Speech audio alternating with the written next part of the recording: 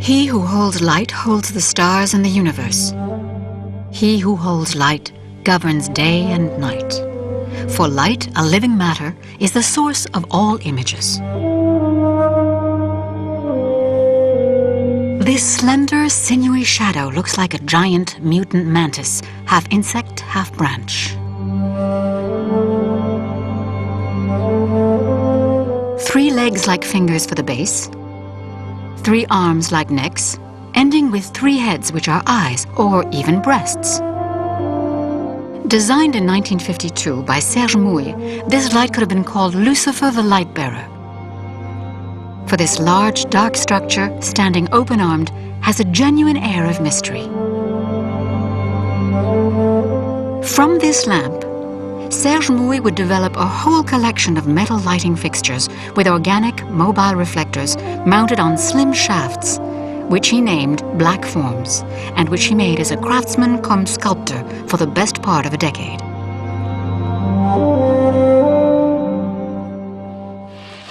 Despite the renown of the black forms, little is known of Serge Mouille himself. An avid researcher of systems and equally obsessed by organic volumes and complex organizations, he was first and foremost an outstanding inventor. Born in Paris in 1922, at 13 he took the entrance exam for the School of Applied Arts, unbeknownst to his parents, who dreamt of him becoming a locksmith. He wanted to be a silversmith, but skipped classes to sketch animals at the zoo. A lover of volumes and curves, he shone in the drawing of nudes. After the war, Serge Mouille built a fine reputation in a number of silversmith houses and embarked on a long teaching career.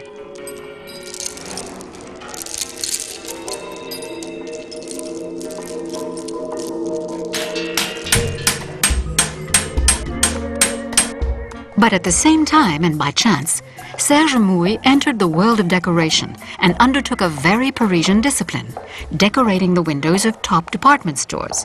In France, numerous designers started out in decoration, a real laboratory of new trends. Serge Mouille introduced his so-called stable mobiles, and exhibiting was a first step to lighting.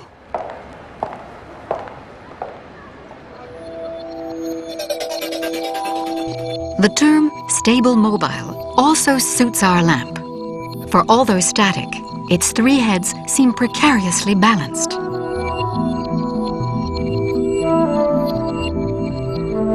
This emblematic lamp already contained the distinctive hallmarks of the black forms: organic reflectors, black finish, and graphic structures.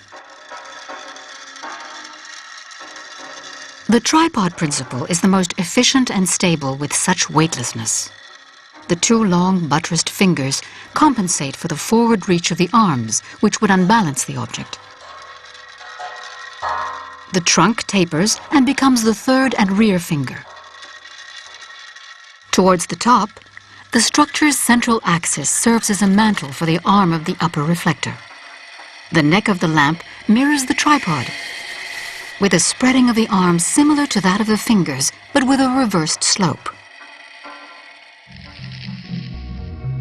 As a general rule, a light fixture is the freest of all objects in terms of form.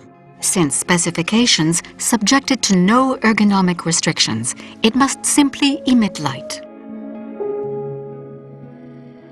Some lamps have marked not only the decorative arts, but art history in general.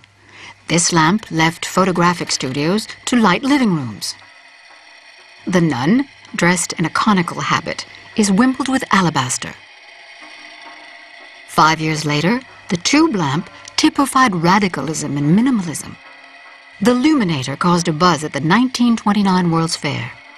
A link between futurism and functionality, this lamp, which reprised the ancient principle of the torch stand, the archetypal standard lamp, was a trigger for all number of light designers.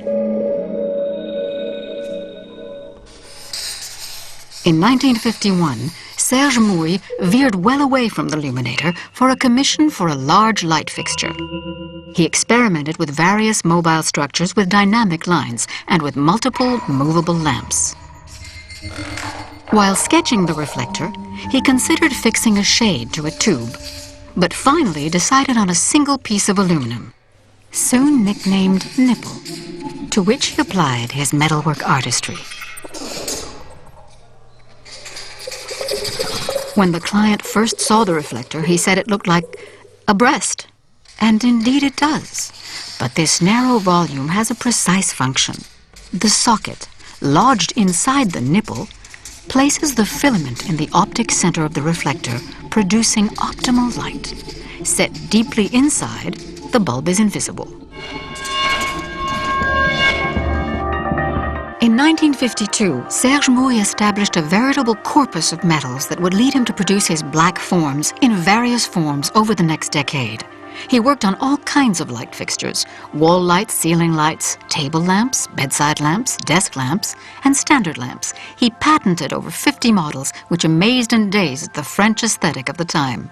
Ce qui fait l'originalité de Serge Mouille, c'est son processus créatif, qui consiste donc à partir d'un dialogue avec le métal jusqu'à trouver la forme, ce qui fait qu'il a des formes très originales, qui ne sont pas des formes de dessinateur, qui ne sont, en plus avec sa technique, c'est ni des formes de révolution, ni des formes d'emboutissage. C'est ça qui les rend uniques. Si vous prenez la forme moule, qui est une espèce de tronc de cône suivi par une anse de panier, il va avec cette forme faire 4 réflecteurs. Et si je vous mets les 4 réflecteurs, vous ne devineriez pas que ça vient rigoureusement de la même forme. Parce que l'une a été prise, pincée, l'autre a été découpée, l'autre a été étendue, l'autre a été étirée. Et donc, toujours, Serge Mouille essaye, avec son matériau, d'aller le plus loin, de tous explorer. Et c'est en ça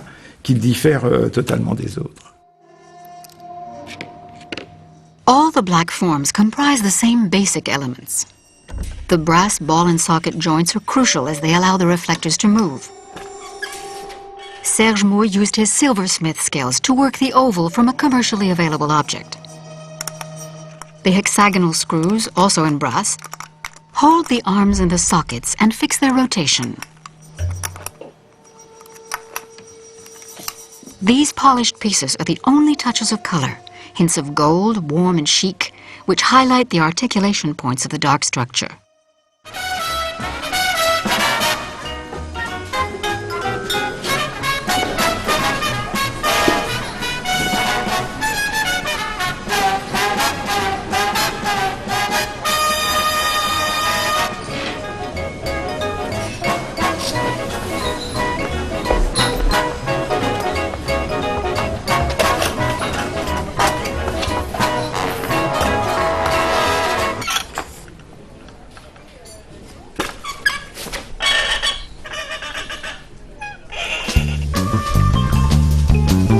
The 1950s marked the beginning of a period of rapid growth, typified by the boom in household appliances. The 50s were the crossroads between a bygone age and our age of consumerism. Europe wanted to turn its back on hardship. You had to be new, young, original, and a touch of craziness helped.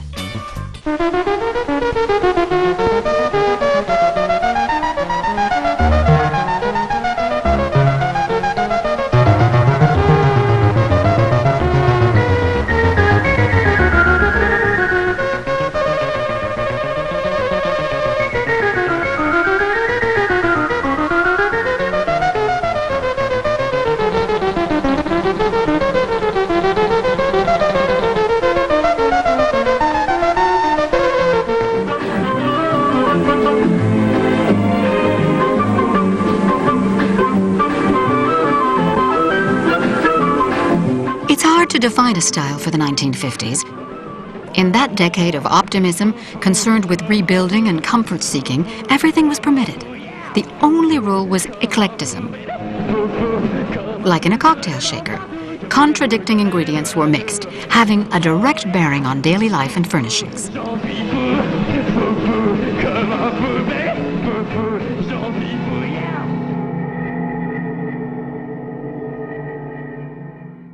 By looking back to the 30s, architects and designers adopted freeform with fluid sobriety.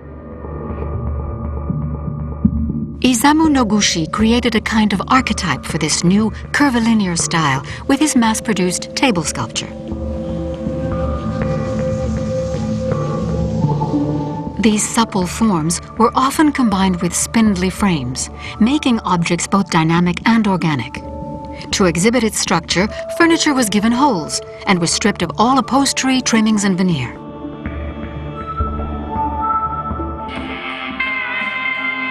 And talking of stripped, here's another phenomenon of 50s society. The striptease. Considered an art form by many, it entered popular culture when academies opened in New York and Paris.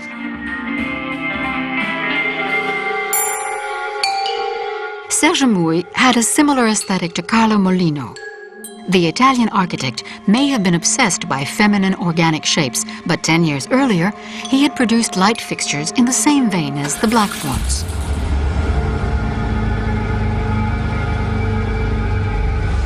The motor car reflected the futurism of the 1950s, such as Molino's Bisiluro, a masterpiece of aerodynamics designed like architecture. Serge Mouille used his virtuoso hands to hammer the bodywork of Pierre Potier's Zèbre as though it were a piece of silverware. By 1953, the black forms were making the covers of magazines. Top decorator Louis Sogneau largely contributed to their renown by associating them with his furniture displays at decorative art exhibitions.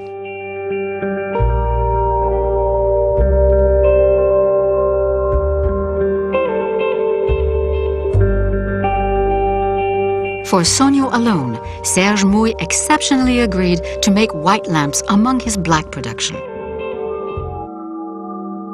Contrary to Mouille, in the same period, Michel Buffet essentially designed white lamps. If the object is white, he said, it's so that it only exists once it is lit. The black forms are more than providers of light. They inhabit space even when switched off. Serge Mouille extolled the discipline of black for the elegance it gave his light fixtures and because it highlighted the definition of forms, amplifying their sobriety and timelessness.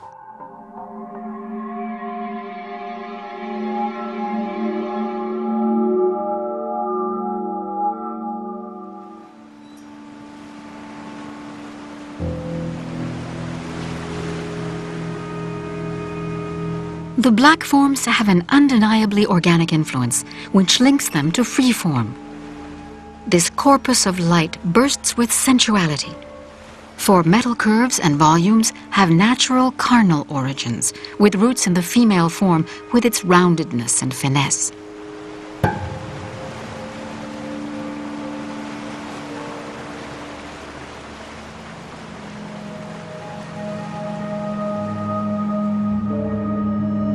The 1950s freeform would find its personification in a sex kitten who challenged moral standards, Brigitte Bardot. Je voudrais ne plus penser à rien. C'est pour ça que je suis ici, Juliette.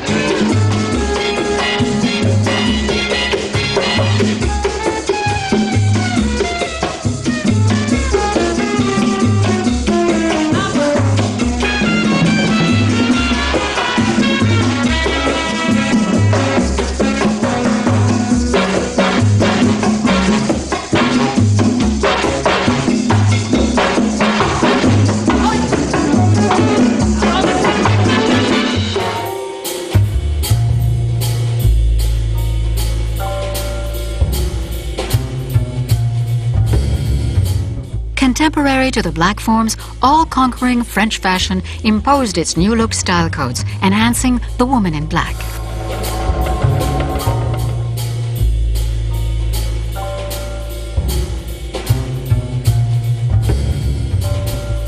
These slim-waisted, bell-shaped silhouettes recall certain lights, as do these little hats.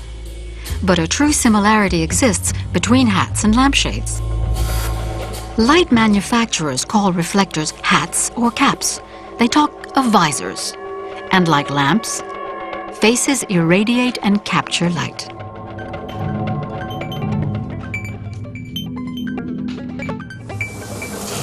The reflectors of the black forms are in aluminum, a space-age metal that embodied the futuristic aspirations of modern society.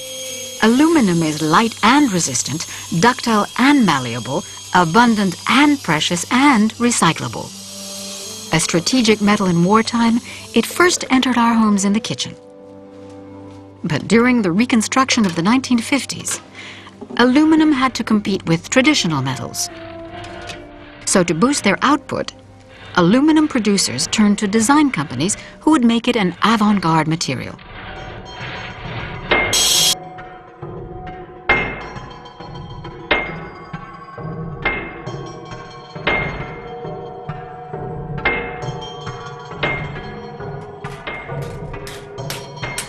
There are several ways to shape sheet metal: hammering, pressing, like the black form nipple,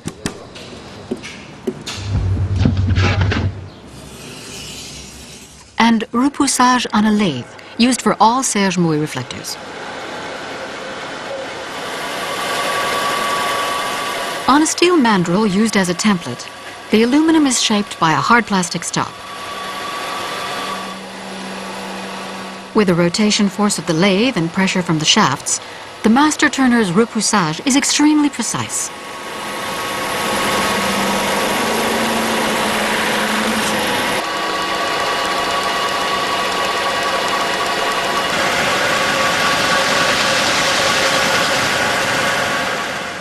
This is combined with work by hand to deform the reflector, a secret kept by the manufacturer who upholds the Serge Mouille way. The mark left by the template serves as the cutting line.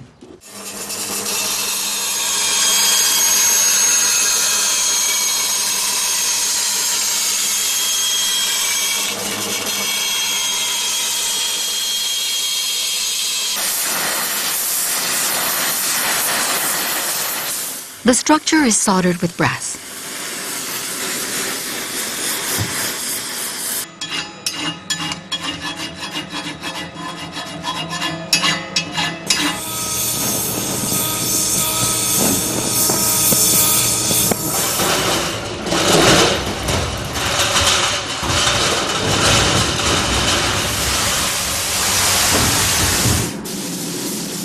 Reflectors and structures are painted matte black, but the inside is painted white to allow for better reflection of light.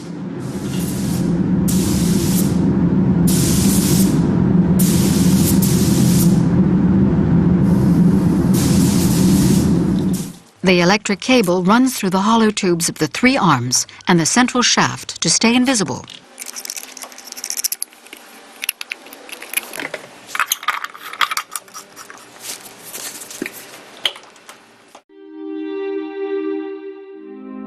Electric light was primarily associated with progress and hygiene, before making a pact with the night and toying with our senses.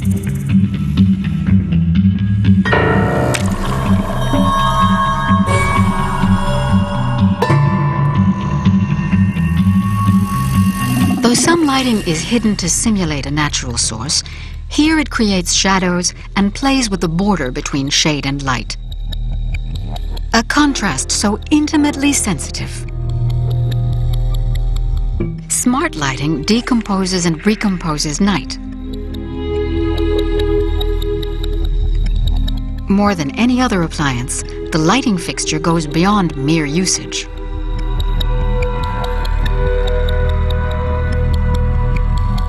For Serge Mouille, innovative lighting should adapt to the user through movement and the multiplication of sources. The mobility of the arms and reflectors distribute light according to the architecture by modifying the light quality and intensity.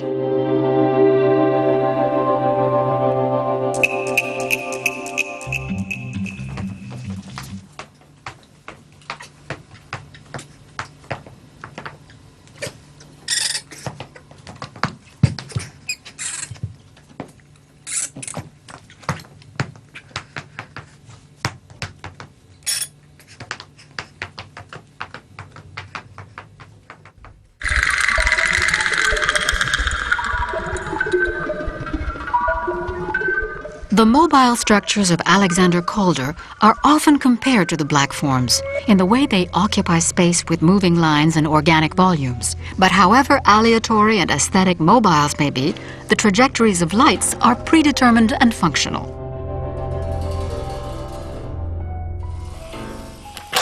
The modern lighting of the 1950s was movable and multiple in order to adapt to new lifestyles. Inventive lamps were light, articulated, and tripodal. They had oblique lines, metal structures, and reflectors in all number of materials.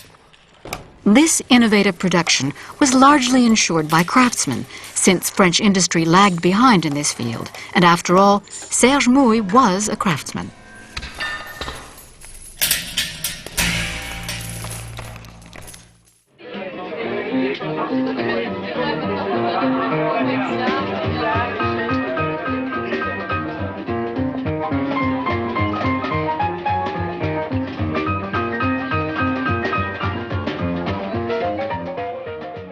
In the heart of the Saint-Germain-des-Prés district, to celebrate the first anniversary of his gallery, one of Paris's few showcases of design, Steph Simon, exhibited Mouille's black forms.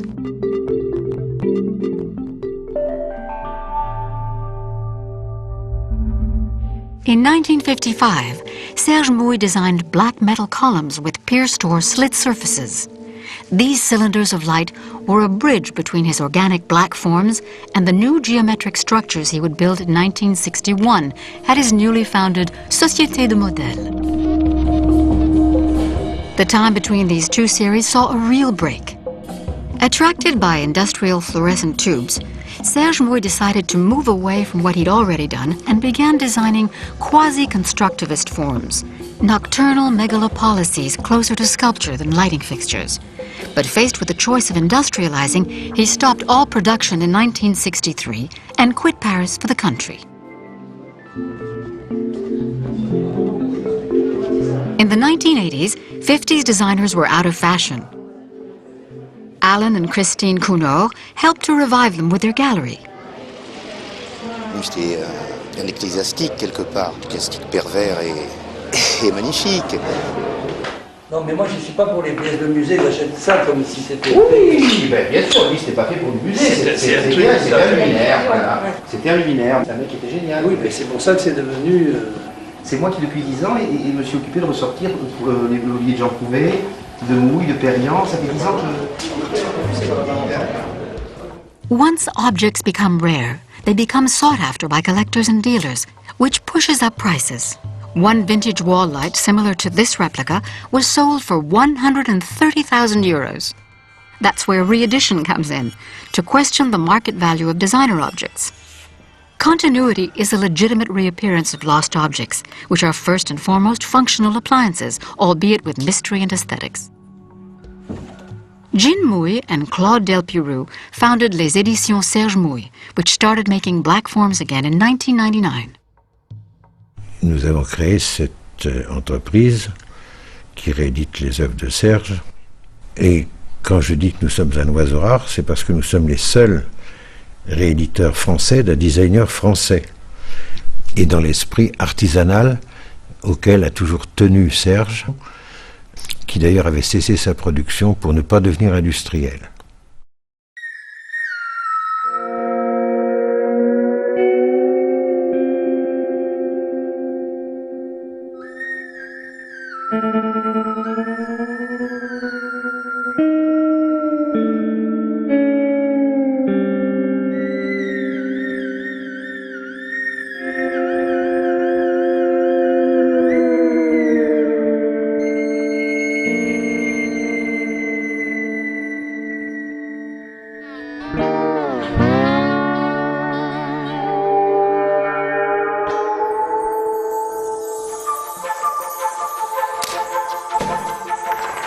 Although we now live in a different millennium to Serge Mouille, we are still subject to organic forms. But from design through to manufacture, ours is a digital age, a world apart from the black forms. The lamp is gradually losing its primary function of light over lighting. After the explorers of the 50s, present-day designers seek to create emotions, and their technology encompasses both artistic and scientific vocabularies.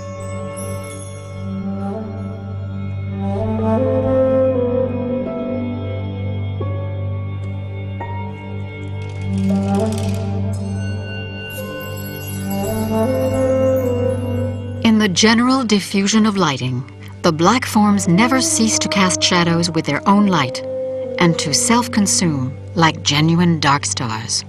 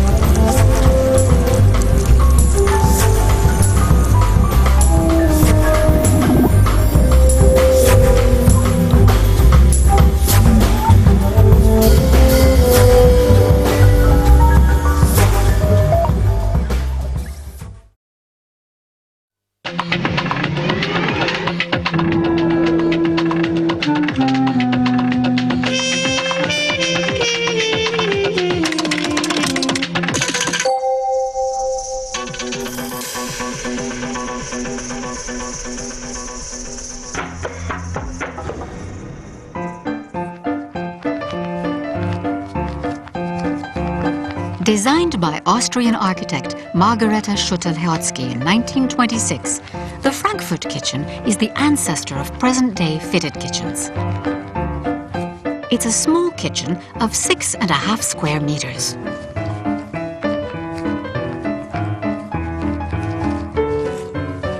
Between the stove and the saucepan cupboard, there remain only 86 centimeters in which to work.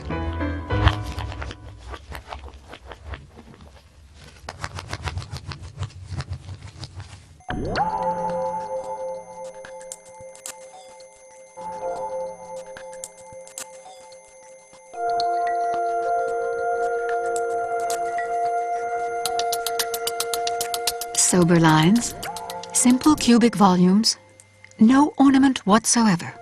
The space is smooth. The elegant yellow ochre tiles convey sunlight. On the right, a wall lined with storage units. Prefabricated in a factory, the units are then fitted to the kitchen.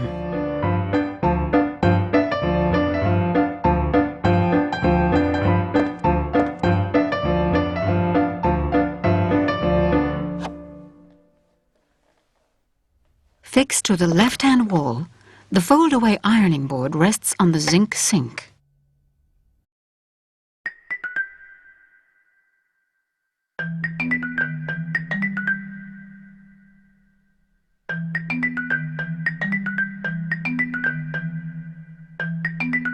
The pots and pans concealed in a cupboard finish drying, thanks to smart slatted shelves which allow air circulation.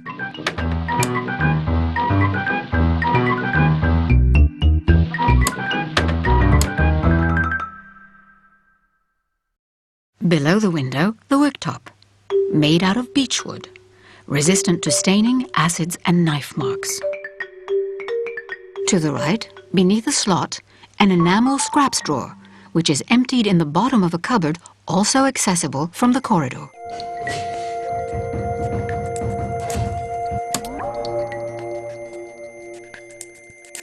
Built in during construction, concrete plinths of 10 centimeters high. Fitted on top, the lower units look like they're suspended above the tiled floor. For hygiene purposes, the join between the plinth and the floor is rounded to avoid right angles where dirt could gather. State-of-the-art, domestic usage aluminum makes its first appearance in a kitchen. 18 pouring drawers sit in plywood pigeonholes. Particular attention was paid to the finishing. A joggle-bent fold smooths the edges while adding rigidity.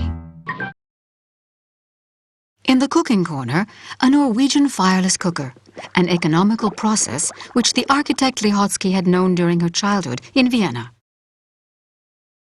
She wanted a time-saving device for housewives who had started going out to work in factories and offices.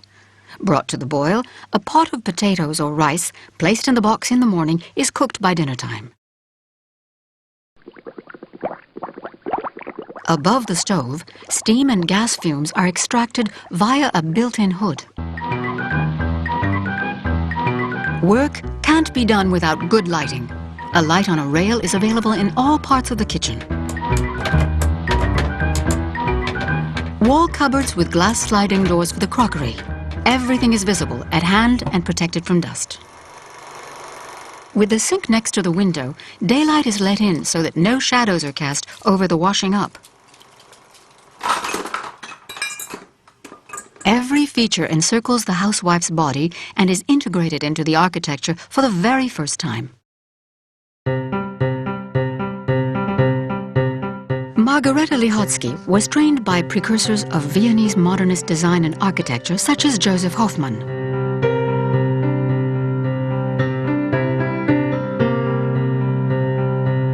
No one can perceive of a woman building a house, was the common belief in 1919 when she graduated from the University of Applied Arts in Vienna. Her career began under the aegis of Adolf Loos, author of the seminal Ornament and Crime, which advocated the removal of all decoration and anything superfluous that wasted materials and labor.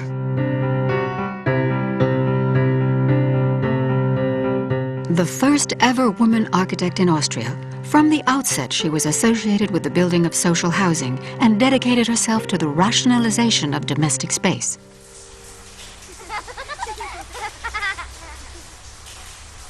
In the rural-based world of the past, the home often consisted of one all-purpose space. A stove was placed in one corner of the room and steam covered everything in condensation and damp, making it as unhygienic as possible, lamented Lihotzky and her colleagues. So first, they chose to enclose the kitchen in a niche, where steam would be partly evacuated via a hood, but they were unsatisfied. So they decided to build a wall with a glass sliding door to preserve the visual junction between the work area and the living room, the new location of the dining table.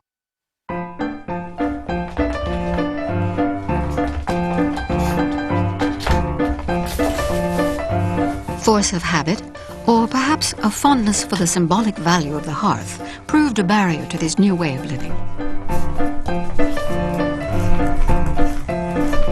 Table or no table, people soon found a way of eating in the kitchen, much to the annoyance of the architect.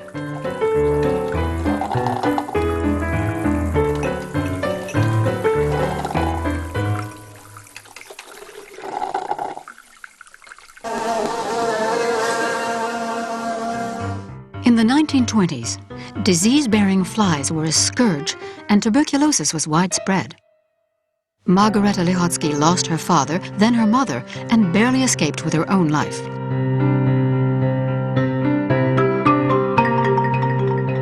It was then she learned that flies didn't like blue surfaces and darkness. Flat surfaces would thus be covered in black lino and cupboards painted ultramarine. The architect Lihotzky wanted a laboratory kitchen where the strictest hygiene would reign supreme. Its aluminum drawers enable the storing of basic ingredients bought loose.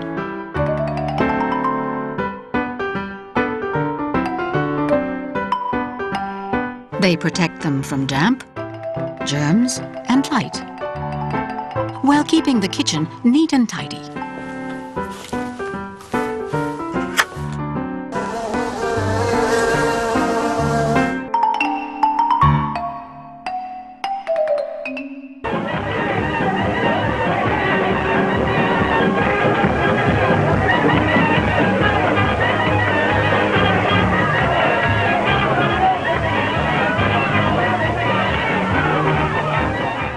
chaos of the post-war years, everybody focused on reconstruction and entertainment.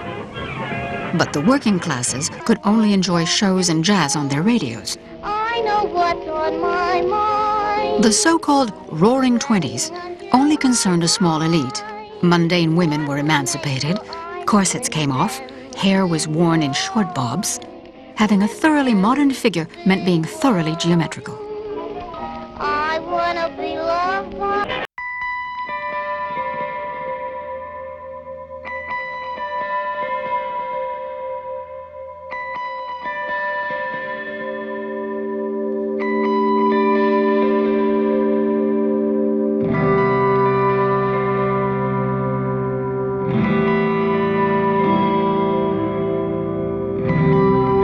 Was in line with the abstract constructions of the avant-garde modernists of her time.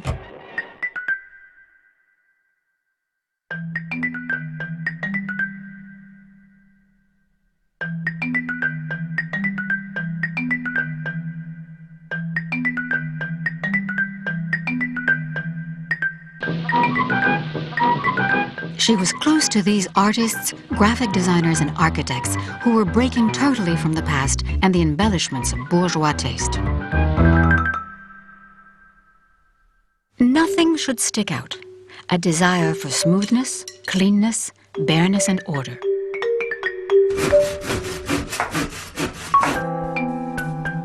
Their purism reshaped furniture, refashioned the landscape, punctuated facades, and transformed the human body into geometry.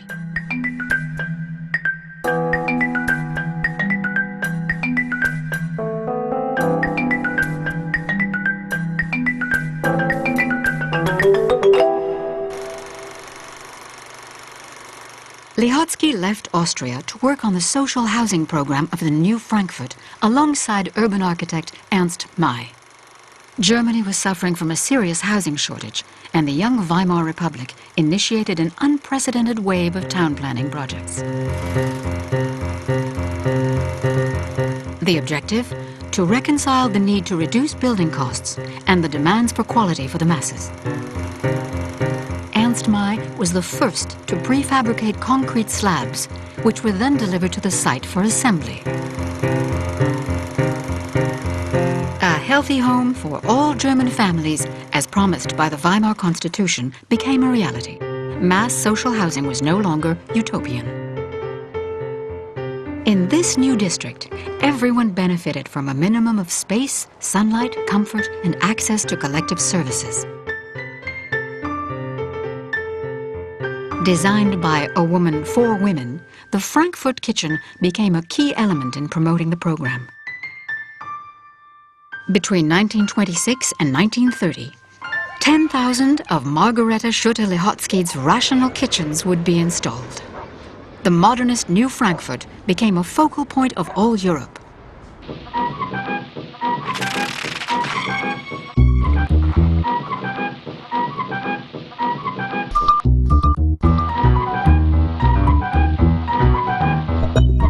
Americans, Soviets, and Europeans were the spearheads of international productivism.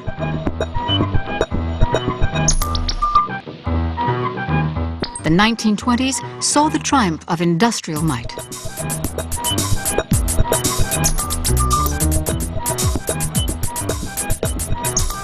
The rhythm of life speeded up. Timed tasks, sustained rates, a system run like clockwork. Order, efficiency, productivity.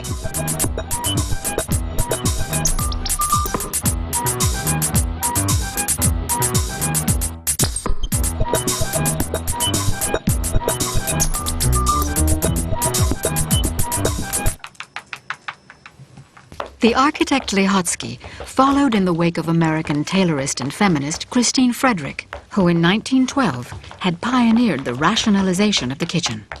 She had shown how having objects too far apart forced women to crisscross space in all directions between cooking, clearing, washing, and tidying, whereas by bringing features closer, according to the succession of tasks, distances would shorten and fatigue lessen. In turn, Lihotzky would carry out her Faden tests, tests with string to scientifically count the number of meters covered by housewives in kitchens. Depending on the layout, distances covered between stove and dining table ranged from 19 to 90 meters, against only 8 meters with the compact Frankfurt kitchen adjoining the living room. Once the distances were shortened, the number of movements had to be reduced.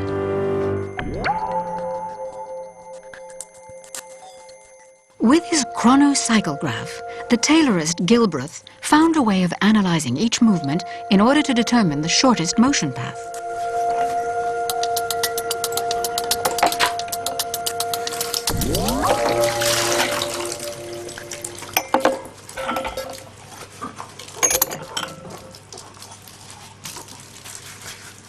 In the kitchen, as in the factory, it was important to reduce workers' fatigue while also increasing their output.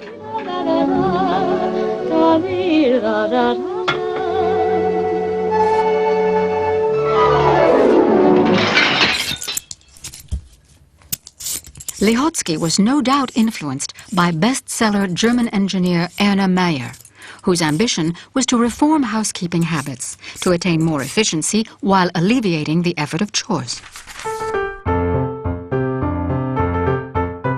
First, determine the height of the worktop and cupboards. Advice soon adopted by industry. These were the premises of standardization Margareta Lihotzky contributed to with her own studies.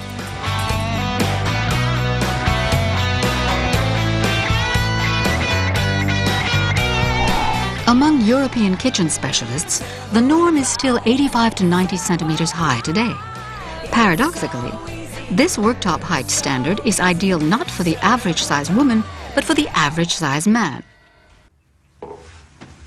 Wie sind Sie darauf gekommen? No, was glauben Sie? Erstens bin ich x-mal in meinem Leben in einem Speisewagen gefahren. Habe das natürlich im Moment, wo ich mit Rationalisierung der Hauswirtschaft mich beschäftigt habe, habe ich mir das natürlich angeschaut, wie das funktioniert. Star turn of the 1927 Frankfurt Fair, a railway dining car kitchen is exhibited by Lihotzky to show how a minimum of space could offer a maximum of efficiency. And the dimensions of the dining car kitchen were very close to those of her rational kitchen, with barely 90 centimeters of width in which to circulate. During a 15-hour journey, 2 kitchen boys could prepare enough to feed some 400 passengers. In the same way, to save time at home, the space allotted for cooking meals would need to be reduced.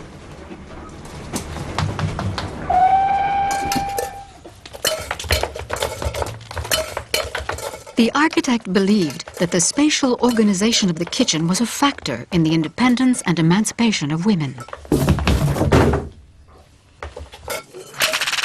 But in reality, the time saved in the rational kitchen was rarely dedicated to rest or leisure, as Lihotzky would have wished, but reinvested into still more work.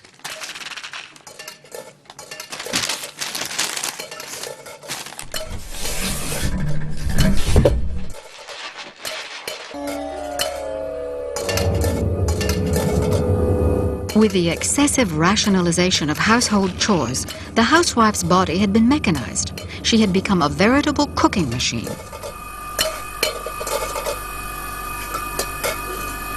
This woman, turned into a cooker apron, seems to be screaming, "I am not a kitchen." Hamburger press. In the 1970s, avant-garde feminist artists finally vented their anger against assigned roles in the family and in society. Ice pick.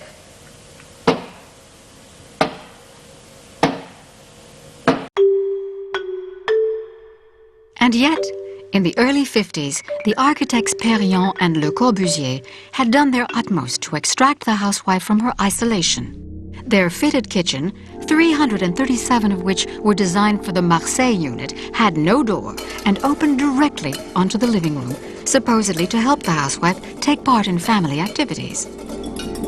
The space was now available, but minds remained shackled.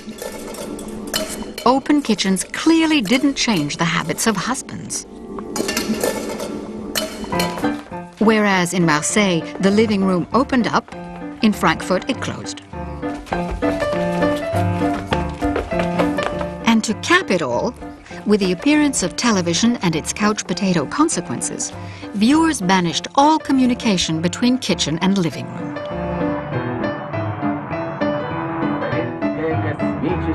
1957. The Soviet Union beats the United States by sending the first living creature into orbit.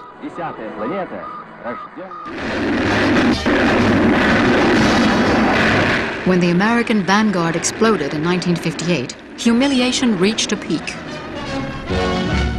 The year 1959 brought new hope. A few months later, at the U.S. Fair in Moscow, America tried to catch up on unexpected ground. The kitchen of a model home became the stage for a famous episode from the Cold War. The kitchen debate between Soviet Premier Khrushchev and Vice President Nixon. Khrushchev, on being shown a dishwasher. We have such things. Nixon. This is our newest model, built in thousands of units directly installed in houses. In America, we like to make life easier for women. Khrushchev. Your capitalistic attitude toward women does not occur under communism. Nixon. I think that this attitude towards women is universal. What we want to do is make life more easy for our housewives. The two belligerents did, however, agree on one thing. Progress will take place in the kitchen.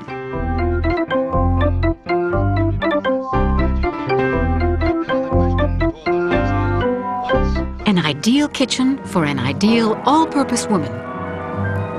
Pragmatic, productive, consuming, indefatigable, available, slim and jovial. Jeepers, I'm exhausted.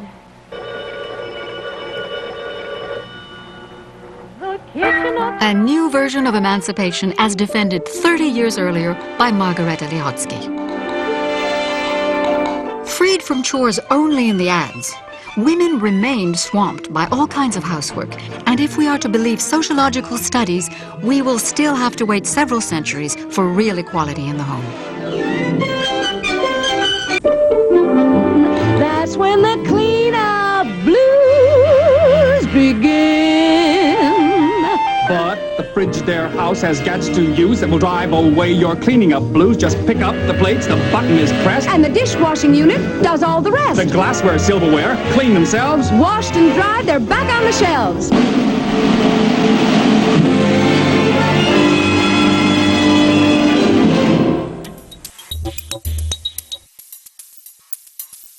Kitchen layout and equipment are major industrial and commercial concerns. The kitchen being the theater of continuous invention. The all-in-one unit. Wheels, hobs, mini fridge, drawers, and slide-out worktop.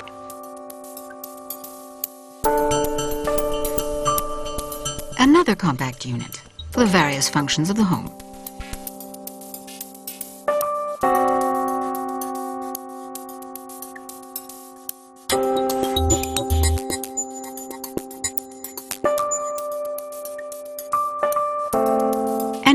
Kitchen.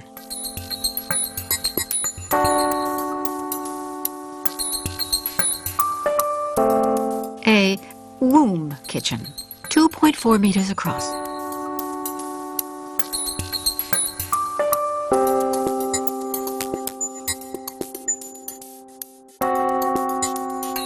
We may have lost vegetable patches and balconies, but soon in our kitchens, herbs will be growing all year round.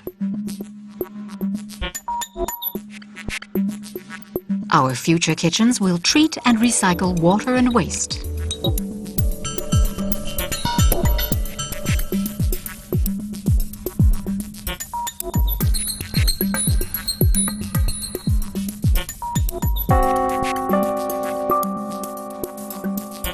A stackable, portable kitchen in salvaged materials on a 1 square meter pallet on wheels. Recycling and mobility. Laudable concerns of the modern designer. A new material, hot from the medical world, has found its way into 21st century kitchens. formable and easy to work, with no joints and thus hygienic. Corian can be turned into every imaginable shape. The focus of family conviviality, the dinner table, expelled from rationalist kitchens, is making a strong comeback in futuristic cooking machines.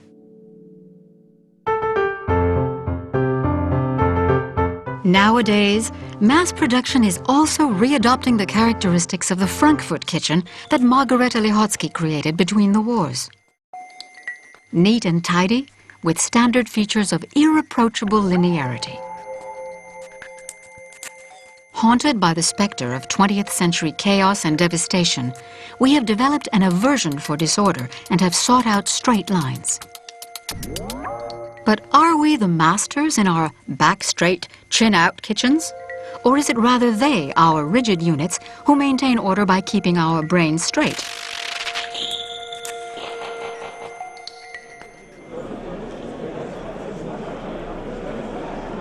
The rotating kitchen by the artist Zeger Ryers has started a revolution against the effectiveness of cupboards, drawers, and other functional features.